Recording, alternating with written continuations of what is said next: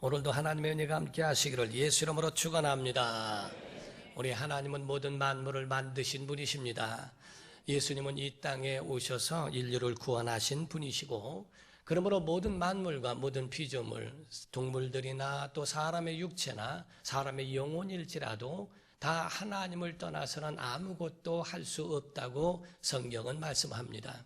요한복음 15장 5절에 말씀하기를 나는 포도나무요 너희는 가지니 내 안에 있으면 많은 열매를 맺느니라. 그러나 너희가 나를 떠나서는 아무것도 할 수 없느니라 라고 주님이 그렇게 말씀을 하십니다. 그러므로 우리 모든 피조물들은 다 하나님에 의해서 사는 존재들이고 그분에 의해서 살아온 것임을 고백해야 합니다.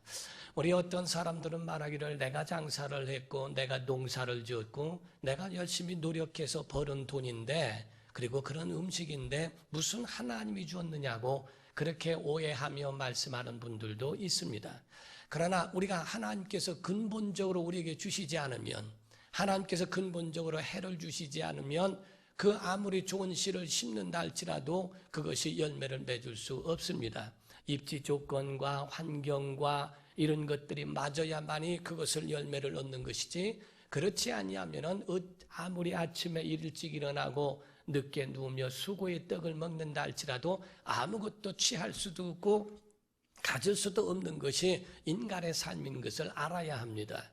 그러므로서 하나님이 주셔야 하는 거예요. 하나님이 축복하지 아니하시면 우리의 것이 아무것도 될 수 없는 것을 말합니다. 사막에다가 심어난다 할지라도 사막에서는 풀 한 폭이 날 만한 그러한 조건이 될 수가 없어요. 곡식이 나올 수가 없지 않습니까? 이와 같이 바로 하나님에 의하여 근본적으로 우리는 살 수밖에 없는 그런 존재라는 것을 말씀을 합니다. 오늘 우리 본문 말씀에도 말씀하는 것처럼 예수님 이 땅에 오셔서 공생애를 사셨고 이제 마지막 사역, 마지막 그 목적을 위하여 십자가를 향하여 돌진하는 그 한 주간이 이번 주간입니다. 그래서 오늘 종려주일이라고 해서 호산나 호산나 다윗의 이름으로 오시는 이여 가장 높은 곳에서 호산나 하더라 하면서 종려나무 가지를 들고 나귀를 타고 입성하시는 예수님을 보면서 소리를 지릅니다. 호산나라는 말은 나를 구원하소서, 나를 구원하소서라고 하는 뜻입니다. 이와 같이 예수님은 나귀를 타고 예루살렘에 입성을 하셨어요. 우리가 어떻게 보면 장군들은 준말을 타고 입성을 해야 폼도 나고 멋도 있습니다.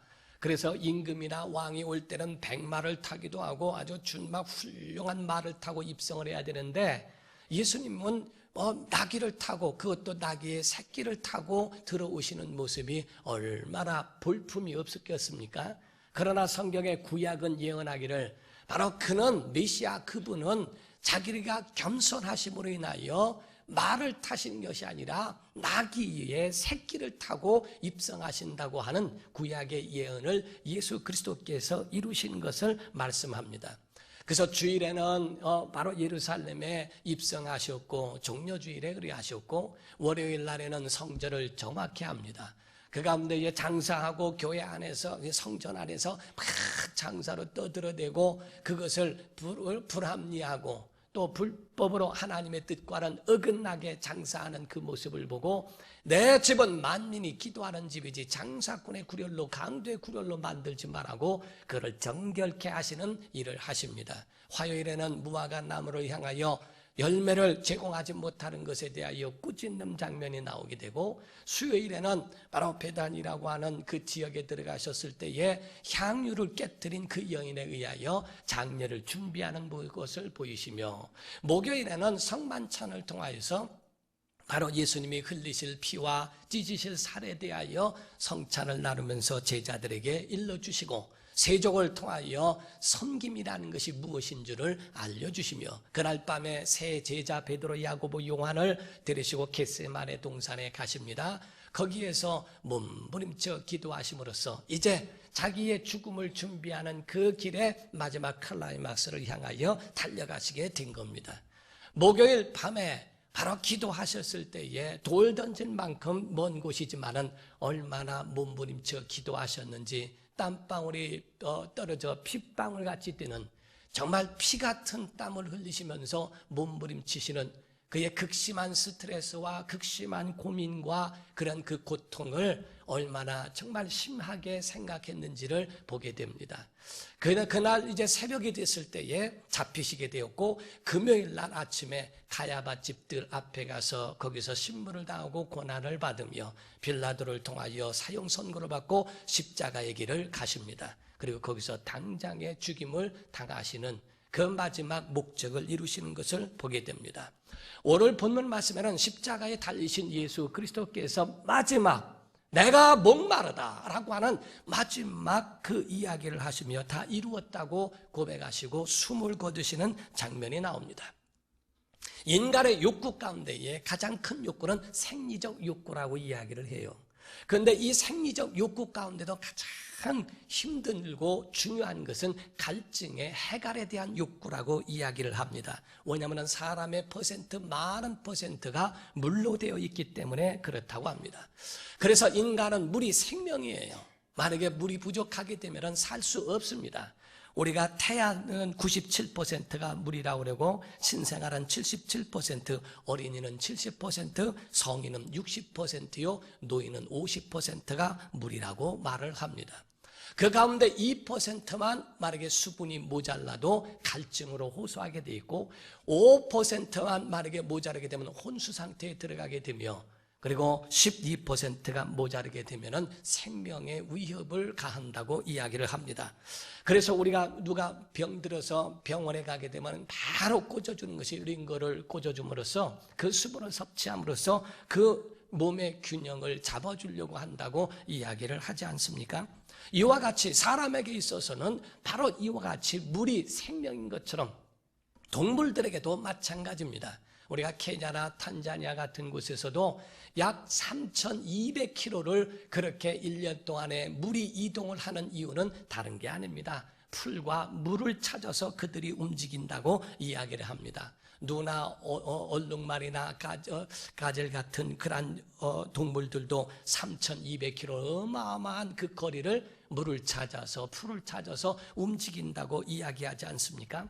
사람의 목마름이라고 하는 것은 이거는 굉장한 극심한 고통, 견디기 어려운 고통을 이야기합니다. 광야나 사막 같은 데서 물을 찾는 것이 생명과도 같지 않습니까?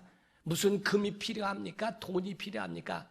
그들은 물을 먹는 것이 그들에게 생명과 같습니다. 오죽하면 이스라엘 민족들이 광야에서 물의 없음으로 물에 말라하고 고통 가운데에 이성도 잃고 신앙도 잃어버릴 정도로 그들의 마음이 혼미해져 버리는 것은 이 물이라는 것은 생명과 같기 때문에 그렇습니다. 우리가 제2차 세계대전 가운데서도 영국군들이 사막을 거치면서 지나갈 때에 많이 죽음을 당했다는 거예요.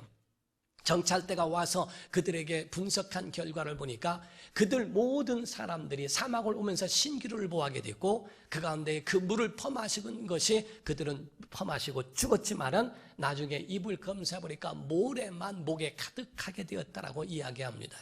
신기루 가운데 그게 물인 줄 알고 그거를 먹고 목에 가득한 모래로 채워져 결국은 죽음을 보게 되었다라고 이야기합니다. 세상엔 이와 같이 세속적 목마름이라는 것이 있어요. 성경은 우리에게 이것이 바로 헛된 목마름이라고 하는 것을 이야기합니다. 사람은 더 갖기를 원하고 더 욕심이 있어요. 그 마음에 더 많은 것으로 채워지기를 원하고 더 소유하기를 원합니다. 그러나 그건 영생을 주지도 못하고 결국에는 소유해도 소유한 것에 만족할 줄 모르는 헛된 목마름이라고 이야기를 합니다. 우리가 얼짱을 좋아해서 성형수술하지만은 마음의 성형수술은 하지 않습니다. 성령으로 그들을 수술하고 자기를 만들어 가려고 하지 않는 것. 바로 몸짱은 만들려고 지방은 흡입하고 피할 일을 다 해도 자기의 영혼을 위하여 정말 장애물을 장애되는 요소는 제거하려고 생각하지 않습니다. 시기와 질투와 다툼과 불평과 불만과 원망과 부정적 이런 모든 것들은 자기의 영적 생활에 그렇게 장애가 되는 줄을 알면서도 그 지막은 제거하려고 하지 않습니다. 우리의 신앙생활에 한 번 시험 들어버리면 설교가 들어오지 않거든요. 기도할 마음이 없습니다. 예배의 마음도 없어요. 알면서도 기도해야 산다는 걸 알면서도 예배해야 된다는 걸 알면서도 그거를 제거하려고 하는 마음조차도 그 속에 의욕도 없는 것이 인간의 삶이요, 바로 정말 연약한 영혼에 대한 몸부림이라고 볼 수 있습니다. 사람의 갈망 무엇입니까? 우리가 북한 같은 경우는 당신이 원하는 게 뭡니까? 라고 물을 때에 아주 배불리 먹는 것이라고 이야기합니다. 그러면 한 1년 동안에도 많은 쓰레기를 갖다 버릴 정도로 음식물 쓰레기가 많이 나오는 나만은 갈증이 없는가? 배부르게 먹고 있는 나만의 사람들은 갈증이 하나도 없는가? 그렇지 않습니다. 우리가 몇 년 전만 하더라도 아주 지금도 마찬가지로 술 소비량이 전 세계 1위라고 합니다. 월 평균적으로 보면 20%가 전부가 술로 나가버리는 것이 우리 한국의 현실이라고 이야기하지 않습니까? 점쟁이들의 숫자를 세어봤을 때 기독교 성직자의 10배가 있다는 겁니다. 얼마나 많은 사람들이 점을 치고 그런 답답한 것을 그들에게 해소하려고 하고 찾아가는 것, 그 속에 헛된 목마름 때문에 그렇게 된다는 거예요. 도박을 하는 것도 마찬가지입니다. 그래서 도스토예브스키라고 하는 사람은 말하기를 도박하는 사람들은 돈 때문이 아니라 그 속에 깊은 목마름 때문이라고 이렇게 이야기를 합니다. 사랑하는 성도 여러분, 히랍 신화에 보게 되면 어떤 왕이 제우스 신만 먹는 그러한 음식, 그걸 먹으면 늙지도 않고 죽지도 않는다는 것 때문에 그 제우스 신의 음식을 훔쳐먹다가 걸려서 그 볼로 평생의 배고픔과 목마름으로 살게끔 되었다라고 이야기합니다.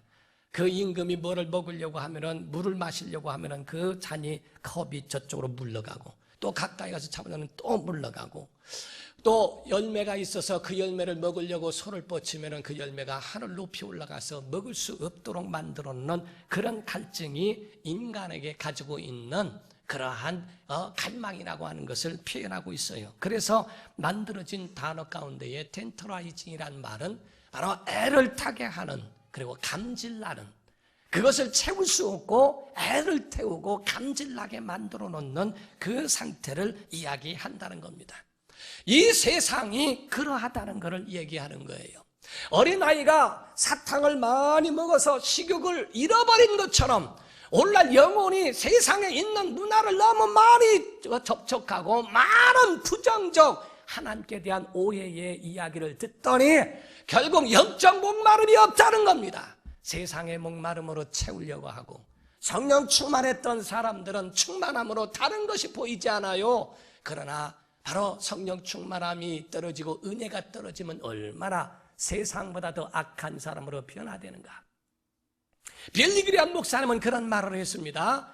오늘날 기독교인조차도 마귀가 차려놓은 진수성찬 때문에 하나님을 갈망하지 않는다. 세상 것을 먹고 세상 것으로 채우려고 하는 자기 욕심 때문에 하나님을 실망케 하는 그런 목마름이 있다라고 이야기합니다. 우리 예수께서 말씀하신 마지막 절규가 뭔가? 내가 목마르다. 참을 수 없는 극한 고통을 그가 받으셨다는 겁니다. 고통의 시작은 겟세마네에서 시작되어진 땀방울이 떨어져 핏방울같이 되던 그것으로 시작을 하셔서 이제 그 기도의 힘이, 기도의 승리가 바로 십자가의 승리까지 연결될 수 있도록 하나님의 능력을 받습니다. 그리고 새벽에 붙잡혀서 가야바 집 뜰 앞에 갔더니 거기서는 잠잠하다고 하는 것 하나 때문에, 털 깎는 자 앞에서 잠잠한 양과 같처럼 아무 소리 안 한다고 하는 것 때문에 뺨을 맞기도 하고, 그 가운데 침을 뱉고 비웃기도 하고, 그리고 구타로 얼굴을 때리기도 합니다. 빌라도의 뜰 앞에 갔을 때는 그 가운데에 죄 없다는 것을 다 밝히 알면서도 빌라도는 군중에 의해서 이를 죽이는 것에 내어 놓습니다. 그러면서 십자가에 달리기 이전 39대의 매를 맞게 만들어는 채찍에 맞게 되는데, 그 채찍 가운데는 가죽끈만 된 것이 아니라 그 속에는 악유를 붙여서 그 가운데 깨진 유리와 같은 것들로 붙이게 하고, 끝에는 납덩어리가 있어서 한 번 치면은 그 가운데 붙어진 휘둘러버린 그 납덩어리가 살에 박히게 되고, 나머지 있는 유리 조각 같은 것은 그 몸에 박혀서 그 피부를 찢어냅니다.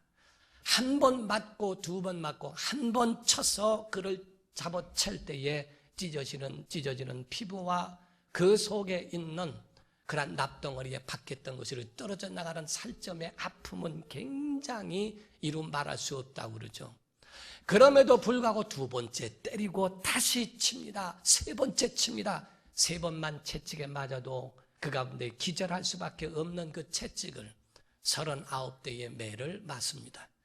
39대의 매를 맞고 만신창이 되어버린 그 너덜너덜하게 파이고 찢겨지고 걸레같이 되어버린 그 피부에다가 자색 옷을 입게 만듭니다.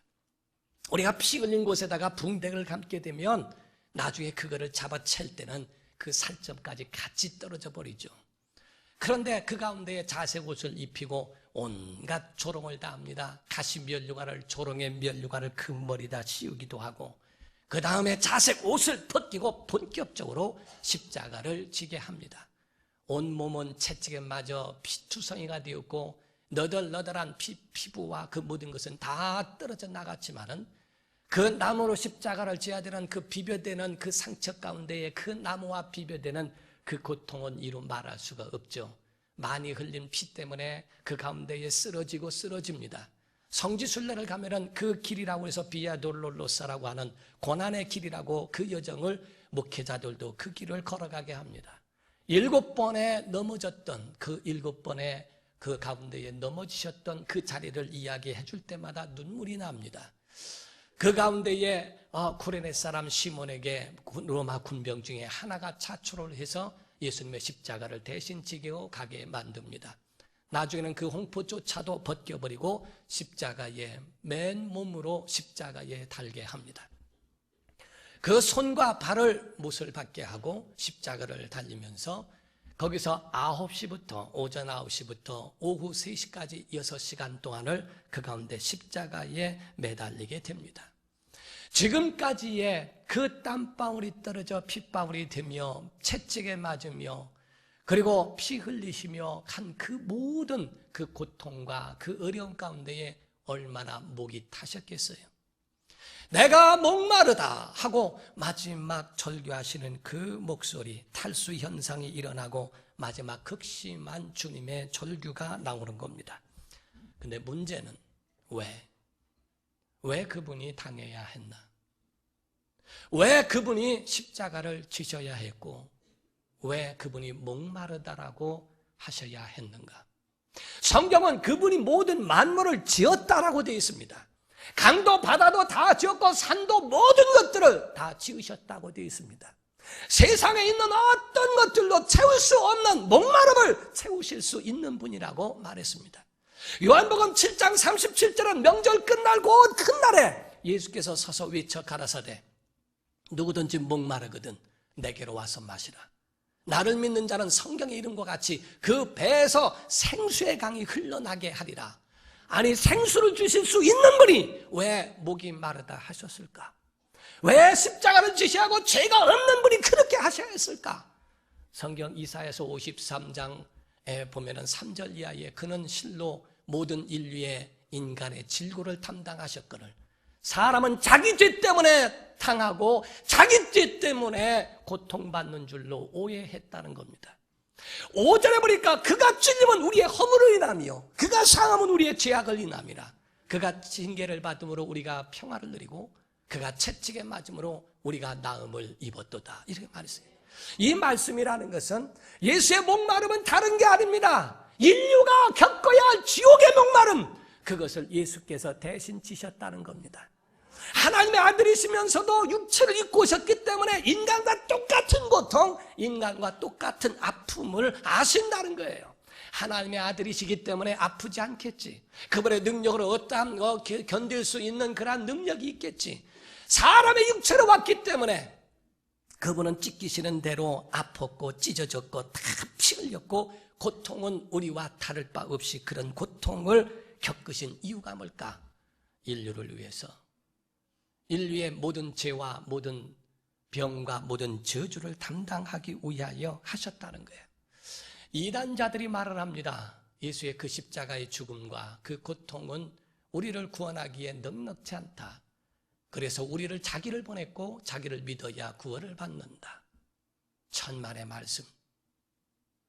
하나님의 아들이 오셔서 그 찢기신 그분의 살과 피가 뭐가 부족해서 뭐가 모자랍니까? 우리를 구원하시는데 모자라 다른 자를 보낼 정도로 된 것이 아닙니다. 예수의 피는 우리를 구원하기에 충분합니다. 예수의 생명은 우리의 생명인 줄 믿습니다. 다른 것으로 구원받을 수 있는 어떤 것도 그들에게 내려놓은 것이 없어요. 자기들을 믿어야 구원받고 자기들을 믿어야 그래야 영생에 들어간다. 이런 것에 미혹되는 것, 예수의 생명과 은혜가 모자라 그것이 부족해서 자기들로 인하여 된다고 하는 엉뚱한 것은 그건 사람을 미혹하는 유혹일 뿐이요 미혹일 뿐이에요. 하나님이 여러분의 목자가 되신 것이 충분한 걸 믿으셔야 합니다. 예수의 이름이 여러분을 구원한 걸 믿으셔야 합니다. 우리 영생에 그분의 이름으로 영생에 들어가는 것을 믿는 것. 예수께서는 요한복음 4장에 말씀하기를 수가성 여인에게 말씀합니다. 내가 누구인 줄 알았더라면 내가 나에게 구하였을 것이고 나는 너에게 영원히 목마르지 않는 샘물을 줄 것이다 라고 말씀하시죠. 생명수를 주실 수 있는 주님이 우리에게 말씀하신 거예요. 목마름은 지옥의 부르짖음입니다. 지옥 가서는 가장 많이 말하는 말이 목마르다 하는 것일 겁니다. 예수께서 비유로 말씀하신 가운데 누가복음 16장 19절에 부자와 나사로가 있어요. 그때 부자가 죽었습니다. 나사로는 죽어 천사들의 받들려 아브라함 품에 들어가고 부자는 죽어 음부에서 음부 가운데 불꽃 가운데에 타는 목마름으로 몸부림을 칩니다. 24절에 보니까 그 나사로를 향하여 아브라함을 향하여 부자가 말을 합니다. 아버지 아브라함이요, 나사로의 끝에 손가락에다가 물 한 방울만 찍어서 내 혀를 서늘하게 해달라고 합니다. 지옥의 목마름이 바로 이와 같은 목마름이요, 그곳에서 처절하게 목말라 고통 부르짖는 것이 뭘까? 목마르다 하는 겁니다. 반대로 천국은 어떤 곳입니까? 요한계시록 7장에 보면은 16절에 그것은 줄이지도 아니하고 목마르지도 아니하고 뜨거운 아무 해나 기온에 상하지도 않는 것이 천국인 줄 믿습니다. 지옥에는 목마름이 있는 것이에요. 그 목마름을 예수께서 대신 짊어지신 것을 이야기합니다. 사랑하는 성도 여러분, 하나님의 사람은 하나님으로 목말라 해야 됩니다. 기도가 목말라야 합니다. 찬양이 우리 안에 정말 목말라 하나님의 은혜로 살아가려고 영적 목마름이 있기를 주 이름으로 축원합니다. 믿음의 사람이라도 어느덧 처음에는 믿음으로 나아가다가 나중에는 세상 것과 쾌락과 돈과 물질과 명예와 이것으로 영적 목마름이 떨어진 것은 하나님의 사람이 아닙니다. 성경에 다윗이라는 사람이 왕의 그 고난을 발라를 일으켜 쫓겨나는 신세가 되어 다윗이 피해 있을 때에 하나님 앞에 간구한 시가 시편 42편입니다. 그 가운데에 뭐라고 이야기합니까? 다윗이 갈망하는 게 뭡니까?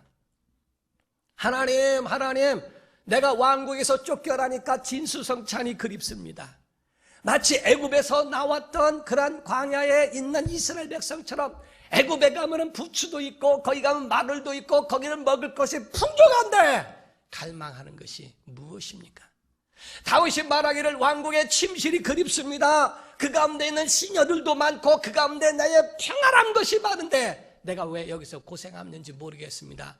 하나님 앞에 똑같이 기도하고 간구해도 그렇게 합니까? 다윗은 목마른 사슴이 시냇물을 찾아 헤매이듯이 내 영혼 주를 찾기에 갈망합니다. 사랑하는 성도 여러분, 믿음의 사람은 주님을 찾는 거예요. 예배를 사모하는 것이 믿음의 사람입니다. 여러분의 삶이 하나님을 찾는 성도 되기를 주님으로 축원합니다. 마지막 한 가지만 간증을 예화를 듭니다. 우리 1970년대 다이빙 선수로 유명한 사람이 있습니다. 찰스 머레이라고 하는 사람인데, 그 찰스 머레이라는 사람이 한 전도자에 의해서 전도를 받았습니다. 관심이 많았고 호기심도 있었지만은 그 말을 듣다 보니까 자기에게 죄책감이 너무 밀려왔어요. 그래서 그를 자꾸 고의적으로 피했지만은 마음에 부담감이 있어 한 번은 전화를 했다는 겁니다. 그 친구에게 전화합니다. 친구야, 내가 지금 그 예수님에 대하여 구원을 갈망하는데 내가 너무 마음이 무겁다. 그러므로 만나는 것은 싫고 전화를 통해서 성경 구절 몇 구절만 구원에 대하여 말을 해주렴. 그 친구는 예수에 대하여 굉장히 신이 나서 이야기를 했다는 거예요. 예수님은 이런 분이고 이런 분이고 이런 분이시다. 그 이야기를 듣고 난 다음에도 그 마음에 그 무거운 마음을 가지고 자기 전용으로 그 나라에서 그 주에서 거기서 만들어준, 언제든지 낮이건 밤이건 다이빙을 연습할 수 있는 전용적인 그런 수영장이 있다는 거예요. 거기에 들어가서 그냥 불을 켜지 않은 상태에서 쭉 자기의 자리로 올라갔다는 겁니다. 제일 높은 곳으로 올라가서 거기 올라가서 이런 생각 저런 생각 마지막으로 많은 생각을 하다가 마지막에는 손을 번쩍 들고 이제 다이빙을 하려고 돌아섰다는 겁니다. 돌아섰는데 달빛에 비춰지는 그 그림자가 십자가가 되어져서 자기 앞에 있는 것을 본 거예요. 너무 충격을 받은 겁니다. 그것이 주님이 자기를 부르시는 그 음성으로 듣고 그 앞에 그냥 다리에 힘이 풀려 주저앉으면서 하나님 앞에 자기 자신이 죄인임을 고백하고 그 높은 그 다이빙 그때에서 주님을 영접하게 됩니다. 주님을 나의 구주로 믿고 정말 주님을 찬양하며 그 가운데 주님을 영접하는데 갑자기 불이 켜지더라는 거예요. 관리하는 사람이 들어와서 불을 켜고 거기를 관리하려고 들어왔는데 거기서 밑을 내려다보니까 물은 하나도 없더라는 겁니다. 그 밑에는 물은 다 빠져 있고, 그리고 그 가운데 물 한 방울 없는 그곳에서 제일 높은 곳에서 떨어질 준비를 하고 있는 그 찰나 하나님의 음성을 듣고, 그래서 그는 말하기를 십자가의 그림자만 봐도 하나님의 은혜를 베푸시더라. 자기의 영혼도 자기의 육체도 살 수 있는 하나님의 은혜를 주신 것에 대하여 고백하고 간증을 합니다. 사랑하는 성도 여러분, 주님의 목마름은 우리의 지옥의 목마름을 해결하신 분이요, 우리 교회를 세우신 것은 주님의 꿈을 이루시는 주님의 목마름이 있는 것이 교회인 줄 믿습니다. 주의 은혜가 여러분과 우리 안에 있기를 예수 이름으로 축원합니다. 기도하겠습니다. 이 시간에 다 같이 통성으로 기도할 때 주님의 목말라 하시는 것은 두 가지 의미가 있어요. 하나는 인류를 향하여 해결하시는 목마름, 그래서 대신 짊어지신 목마름. 또 하나는 교회를 향하여 내 꿈을 이루어줄 수 없겠니? 영혼을 구원하고 정말 하나님 앞으로 인도할 수 있는 생명을 나눠주는 이 꿈을 이루어줄 수는 없겠니라고 하는 주님의 목마름은 교회를 향한 하나님의 기대입니다. 주님, 우리가 이를 알게 하시고 우리가 정말 영원한 나라를 향하여 달려갈 수 있는 믿음의 사람 되도록 인도해 주소서. 주님이 나의 주님이 되게 하여 주옵소서. 다 같이 통성으로 기도하시겠습니다. 살아계신 하나님 아버지, 우리의 삶을 주관하시고 인도하여 주시기를 원합니다. 하나님의 생명과 은혜가 우리 삶 속에 있게 하여 주시며 주의 권능이 우리 삶 속에 이루어지게 하여 주옵소서. 아버지 하나님, 예수의 피의 은혜가 우리에게 충분함을 알게 하여 주시고 이제는 주님을 목말라 하게 하시며 주님을 가까이 하는 믿음의 사람들이 되기를 원합니다. 또한 주님의 목마름을 우리가 채워드릴 수 있는 그러한 주님의 소원을 이루는 교회와 모든 교회들이